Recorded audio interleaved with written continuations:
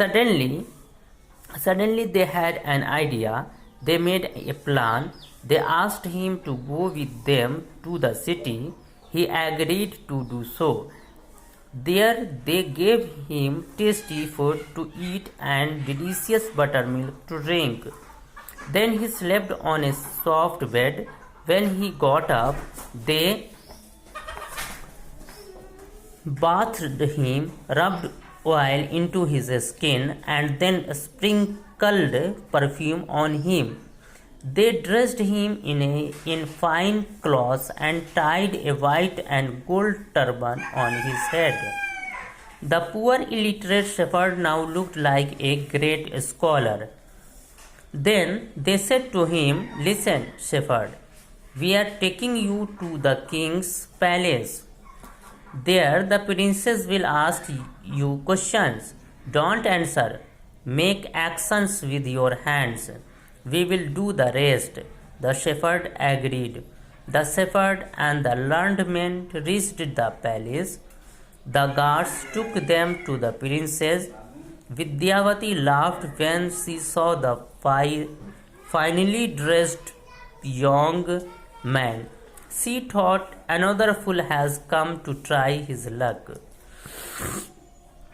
The learned man said, "Princess, here is a great scholar. You can ask him any question, but he will not speak.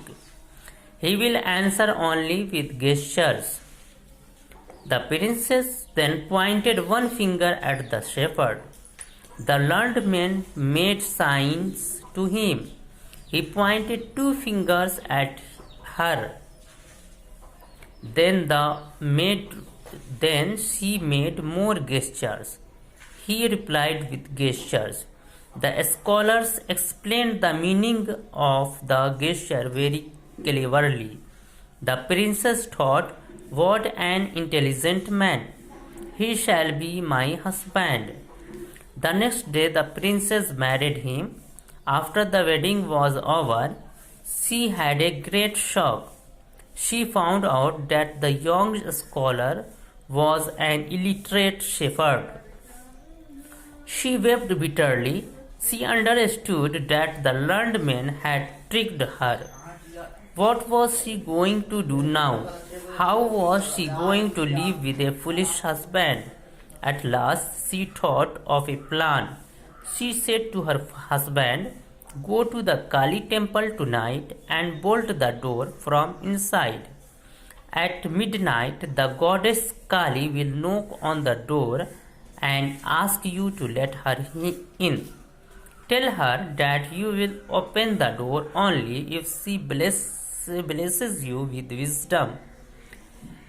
If the goddess agree, open the door and let her in.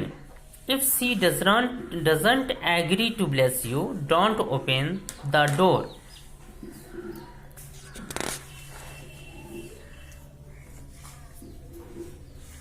The shepherd did what the princess told him to do. When the goddess came, she agreed to bless him with wisdom. He opened the door. Then the goddess Kali wrote the sacred letters of the Sanskrit language on his tongue. When he returned to the palace, he could sing beautiful poems in Sanskrit. The princess was very proud of him. The shepherd became a great poet.